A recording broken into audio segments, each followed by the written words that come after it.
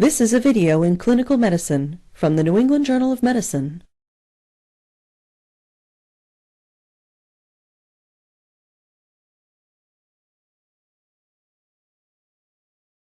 Evaluation of blood pressure is essential in assessing cardiovascular health. It is used in screening for hypertension and for monitoring the effectiveness of treatment in patients with established hypertension. In the routine outpatient setting, blood pressure is measured indirectly. Thus, it is important that proper techniques be used in order to produce consistent and reliable readings. In adults, a normal blood pressure is less than 120 millimeters of mercury for systolic and less than 80 millimeters of mercury for diastolic blood pressure. Higher levels are classified as prehypertensive, a systolic blood pressure between 120 and 139 millimeters of mercury, and a diastolic blood pressure between 80 and 89 millimeters of mercury.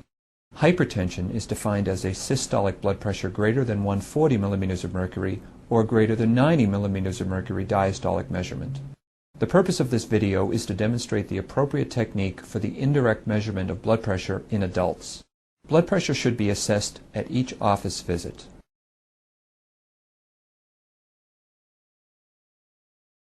The equipment necessary for measuring blood pressure includes a stethoscope. The stethoscope should have tubing of sufficient length for the clinician to hear Korotkov sounds while viewing the manometer. The bell side of the stethoscope should be used as it permits better auscultation of Korotkov sounds. A sphygmomanometer consisting of a blood pressure cuff containing a distensible bladder, a rubber bulb, and an adjustable valve, as well as flexible tubing. Finally, a manometer that documents the level of pressure within the cuff. Each part of the sphygmomanometer should be examined on a regular basis.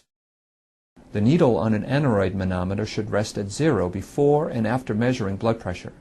Aneroid manometers should have scheduled recalibration at least every 6 months. Concerns over the toxicity and environmental impact of mercury have led many institutions to use aneroid manometers exclusively. The steps required for accurate indirect measurement of blood pressure are identical whether using an aneroid or mercury manometer. Correct positioning of the patient is essential to accurately measure blood pressure. The patient's back and legs should be supported, with legs uncrossed and feet resting on a firm surface.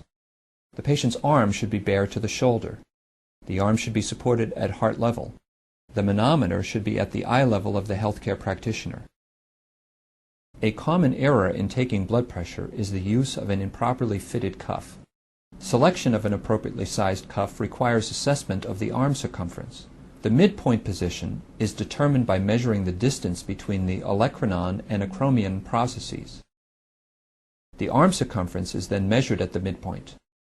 Once the arm circumference has been determined, the appropriate size cuff can be selected. Cuffs typically are marked with acceptable sizing indicators to facilitate proper fitting. However, it is more important to use a cuff that is appropriately sized for the arm.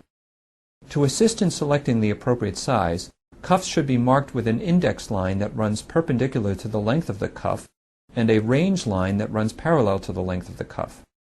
The index line should fall within the range line when the cuff is secured to the upper arm.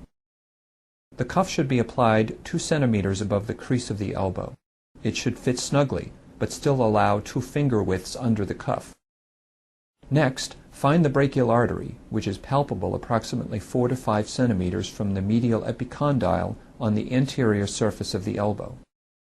Place the stethoscope lightly against the skin over the brachial artery. There should be appropriate pressure to ensure good sound transmission. The stethoscope should not be in contact with clothing or with the cuff. Inflating the cuff to some arbitrary level runs the risk of excessive overinflation. To avoid this, determine the measurement of the pulse obliteration pressure. Rapidly inflate the cuff to 80 millimeters of mercury while palpating the radial artery pulse. Continue to inflate in 10 millimeter of mercury increments, taking note of the reading at which the pulse disappears. Then deflate the cuff at a rate of 2 millimeters of mercury per second, noting when the pulse reappears. Once the pulse obliteration pressure is determined, you are ready to measure the blood pressure. Inflate the cuff to a level 20 to 30 millimeters of mercury above the pulse obliteration pressure. Then, deflate the cuff at a rate of approximately 2 millimeters of mercury per second while listening for sounds. As the pressure in the cuff is decreased, blood flow in the brachial artery increases, creating turbulence, which generates Korotkoff sounds.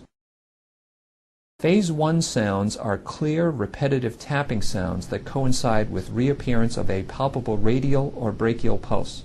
The onset of Phase 1 sounds are equivalent to the systolic blood pressure. Phase 2 sounds are audible murmurs in the tapping sounds.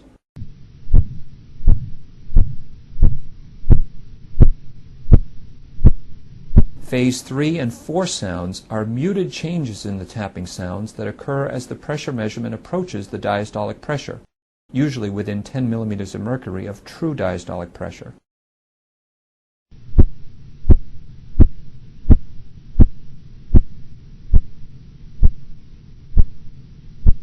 Phase 5 sound is not really a sound, but rather is the level at which sounds disappear. Phase 5 indicates the diastolic blood pressure. To ensure that diastole has been reached, the cuff pressure should continue to be deflated for an additional 10 millimeters of mercury beyond the 5th Korotkoff sound. You should measure the blood pressure twice at a minimum, waiting at least 1 minute between readings. The average of the measurements should be recorded. In the following example, the patient's blood pressure is 116 over 90 millimeters of mercury. You will hear nothing until the first Korotkoff sound appears at 116 millimeters of mercury. The various phases of Korotkoff sounds will be heard until their disappearance at 90 millimeters of mercury.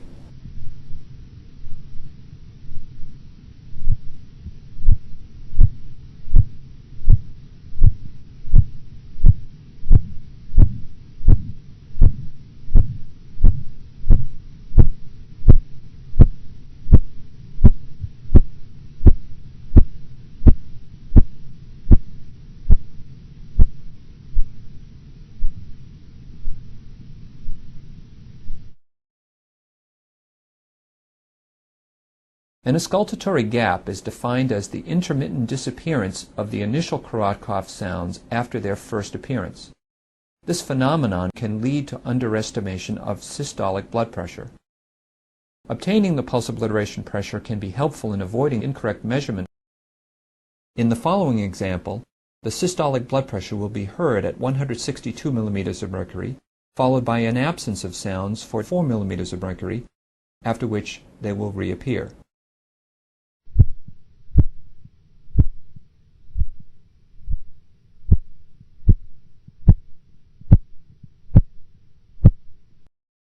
Certain conditions may complicate blood pressure measurement or interpretation.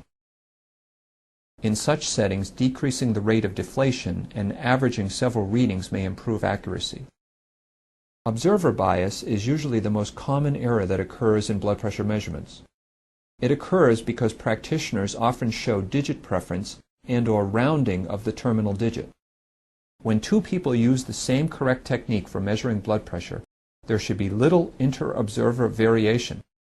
Measuring blood pressure correctly is required to classify individuals, to stratify their cardiovascular risk, and to monitor the effects of treatment.